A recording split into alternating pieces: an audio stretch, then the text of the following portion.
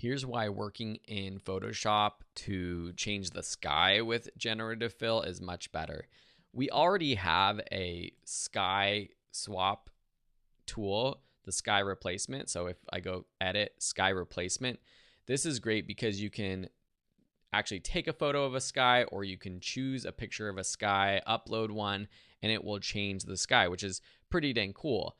But if you don't have a photo of a sky that you want, we can use Generative Fill, but making the selection of the sky on the web app wasn't so great, because here we can actually just choose select sky, and there's an option for making that sky selection. I can see here for this photo, it was a little bit confused with the mountaintop, this Mount Fuji. So I can take my quick selection tool, and with the option key held down or by clicking the minus button up here, I can go ahead and subtract that part of the image. We can even go in and use our select and mask feature. Let's turn up our transparency so we can really see what we're selecting. And we're going to do a smart radius, edge detection on, a little bit of smoothing and contrast. And we're also going to feather it out a little bit because we want the sky, the adjustments we're making, to sort of blend in with the mountain too. So something like that looks pretty good. And now with this selection, we can choose Generative Fill, and we're going to change this to dramatic, cloudy sky, sunset, red, orange. And that does a pretty good job following our prompt. Now this was a pretty simple example, and the selection was not so different than what I could have achieved on the web platform. But if we have a more complicated image like this one, the skyline of Kuala Lumpur, it would be really hard to use that brush feature to just select the sky on the web app. So we can go to select sky, and here it does a really incredible job selecting the sky.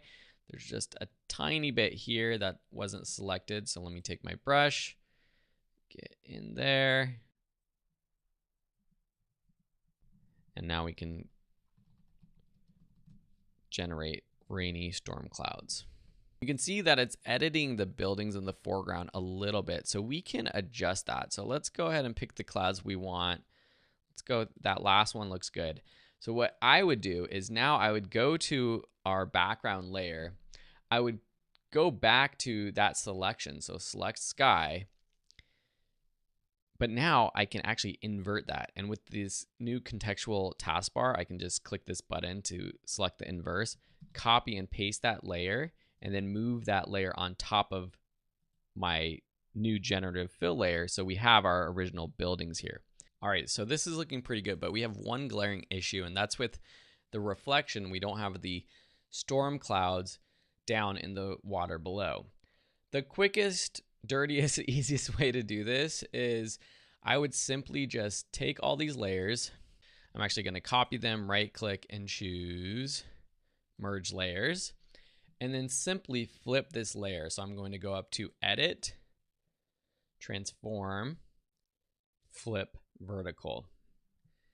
And now what I'm going to do is erase the top part of the image. So I'm going to add a layer mask and then just erase that top part of the image.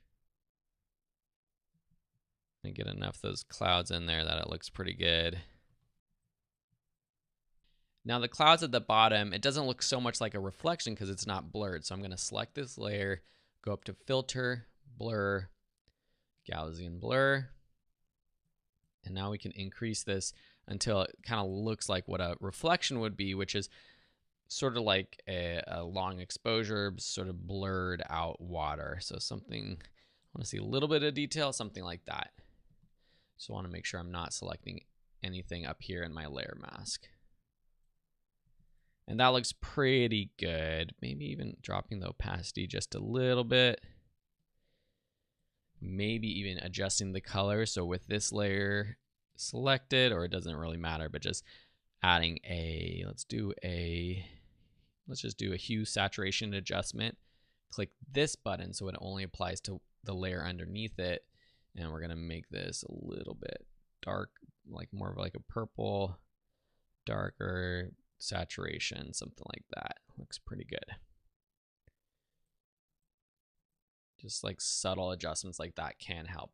All right, so here we have the before and after. Parts of the buildings got a little bit funky, so I could have gone in and perfected that selection a little bit, but pretty dang good. All right, that's how you replace the sky and some advice for making the adjustments look even better. Thanks so much for watching, and we'll see you in the next lessons.